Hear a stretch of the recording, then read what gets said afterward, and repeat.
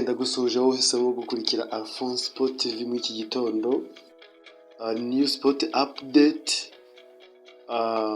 Reka duhere i Burayi. Ni Super Cup yabaga Super Cup ni igikombe gihuza amakipe abiri aba yaratwaye ibikombe biruta ibindi by'amaklub hariya ku mugabane w'i Burayi. Ubwo ni Aston Villa ndetse na Paris Saint-Germain. Aston Villa yatwaye UEFA Europa League and then PSG itwara UEFA Champions League. Ni match rero yaberaga kuri Red Bull Arena muri Autriche, aho match yasifuwe n'umusifuzi w'umunyasomalia Omar Alitani. Yaje kwitwara neza rero, aho yayoboye umukino neza ikipe ya Paris Saint-Germain ikaza gutsinda ikipe ya Aston Villa ibitego 2-1.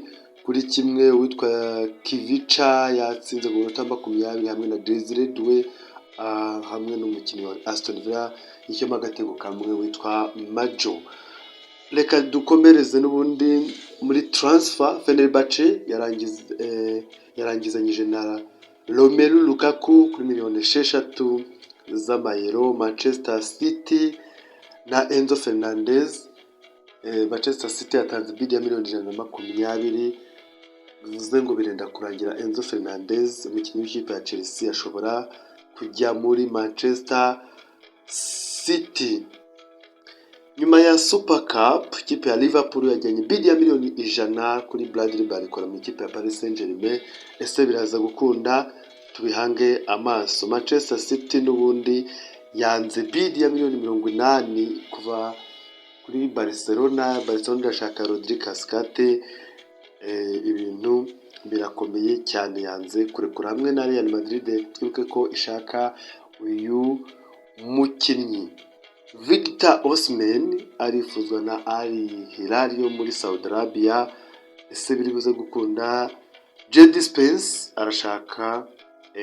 arashakwa n'ikipe ya Inter de Milan, nyuma yuko ikipe ya Tottenham Hotspur nayo ikomeje kwiyubaka, ariko bagaragaje ko uyu mukinnyi w'umwongereza witwa neza mu gikombe cy'isi bamushaka.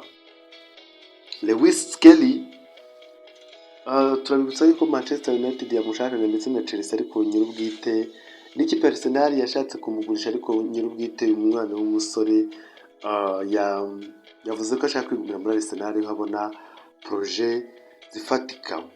Martin Zubimendi, Arsenal yanze kumva ubusabe bwa Real Madrid, ivuga yuko ikimukeneye. Hanyuma Ayubu Buwadi, City ishobora kumutangaho miliyoni 80 cyangwa se 100, uyu mwana w'ikipe ya Lille.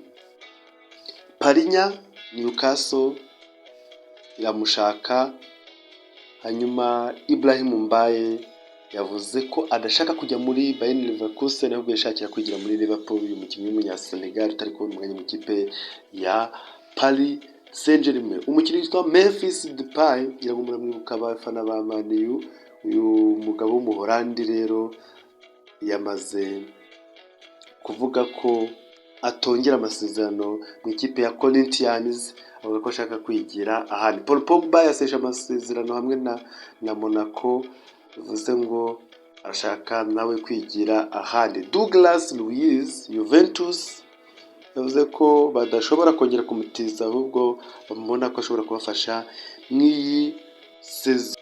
Tijani Linder yamaze kumvikana na Manchester City ko agomba kwigira muri Nottingham Forest. Hanyuma mbibutsa ko match yaraye ihuje ikipe ya Arsenal na Como, umukinnyi wayo Gabriel Jesus yaraye avunitse, bivuze ngo ntabwo agisohotse muri ikipe ya Arsenal. Bivuze ngo umwaka w'imikino itaha tugomba kumubona mu ikipe ya Arsenal de Gunners, kuko urumva yavunitse.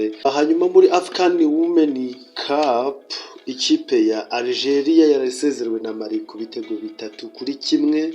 Ikipe ya Mali bivuze ngo ageze kuri finale. Hanyuma Morocco yarayitsinze Cameroon kuri penalty 3-1, ni nyuma yo kunganya 1-1. Bivuze ngo final finale iriho ikipe y'igihugu ya Maroc y'abari n'abategarugori izahura n'ikipe ya Malawi. Cameroon izakina na Algeria mu guhatanira umudari wa bronze cyangwa se umwanya wa gatatu. Ndagusaba gukanda subscribe ndetse unashyire komenti, unandike ibitekerezo byawe muri komenti. Turabashimiye cyane, mwakoze cyane guhitamo Alphonse Sport.